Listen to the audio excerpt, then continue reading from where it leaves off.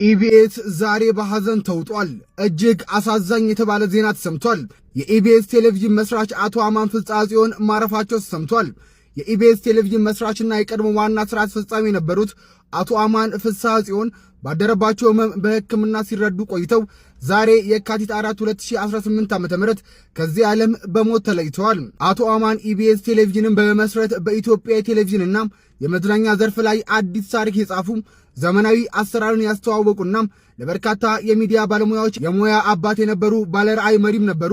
ህልፈታቸውን ተከትሎ ኢቢኤስ ጥልቅ ሐዘኑን የገለጸ ሲሆን ለአቶ አማን ፍስሐ ፈጣሪ ገነትን ያወርስልን፣ ለቤተሰቦቻቸው፣ ለወዳጅ ዘመዶቻቸው እንዲሁም ለሚዲያው ማህበረሰብ መጽናናትን እንመኛለን።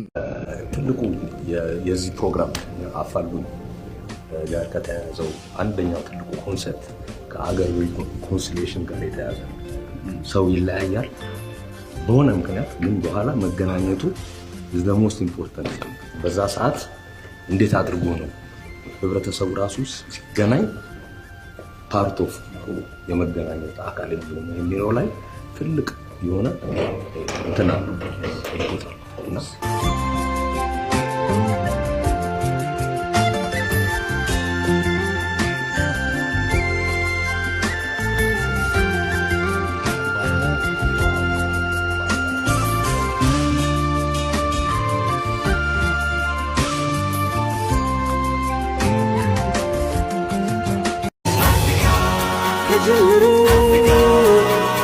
ሞቅ ደመቅ ሻብረቅ አድርገን የዛሬውን እሁዳችንን በኢቢኤስ ጀምረን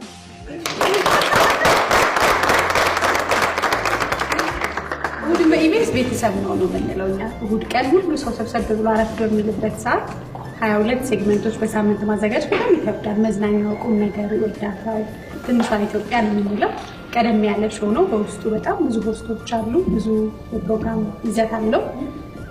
እኛ በቃ ቤታችን ነው የምንለው። ስለዚህ የህዝብ ቤት የኛ ቤት ነው። እንግዲህ በኢቢኤስ በጣም የምንወደው ቤታችን ነውና ስለመጣችሁ ስላያችሁ በጣም እናመሰግናለን። ማመስገን የምፈልገው የበላይ ጠባቂዎቹ ባለቤቶቹ እንደ ታች እንዳለው ሰራተኛ ቀን ከሌሊት ስለሚሰሩ ነው ኢቢኤስ ራሱን ጠብቆ አንደኛው ነውና እጅግ በጣም እነሱን በእናንተ ፊት ማመስገን እፈልጋለሁ።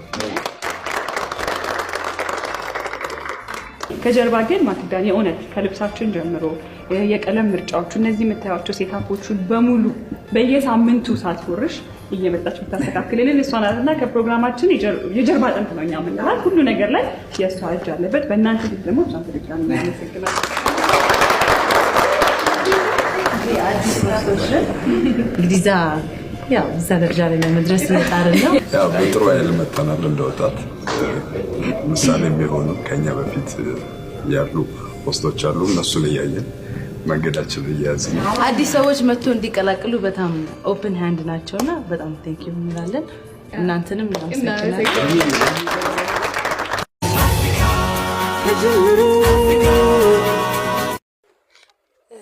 የኢቢኤስ ባለቤትና መስራች የሆኑት አቶ ፍጻጽዮን ከዚህ ዓለም በሞት ተለዩ የሚል ዜና ተሰምቷል። ምንድነው ይሄ ነገር? በተደጋጋሚ ከኢቢኤስ የሞት ዜናዎች የሚሰሙ ነገር ብዙዎችን አስደንግጧል። እንደምታውቁት እንግዲህ በቅርቡ ተወዳጁ አርቲስት የቤተሰብ ጨዋታ አዘጋጅ ነጻነት ወርቅነህ መሞቱን ታውቃላችሁ። እንዲሁም ከ2 ዓመታት በፊት ተወዳጁ ጋዜጠኛ አስፋው መሸሻ ከኢቢኤስ በሞት መለየቱን ታውቃላችሁ። ምንድነው ይሄ ነገር? በተደጋጋሚ ኢቢኤስ ላይ ተከሰተ ያለው ወይስ ኢቢኤስ ሰራተኞች ብቻ የሚያጠቃ ቫይረስ ተከስቷል? አልገባኝም። ኢቢኤስ ምን ይሆን ነው በተደጋጋሚ የሞት ዜናዎች የሚሰሙበት? ብዙዎችንም አስደንግጧል፣ እንዲሁም አስገርሟል። ምክንያቱም በተደጋጋሚ ስለሆነ እኔ እንጃ። ብቻ ለሞቱት ነፍስ ይማር።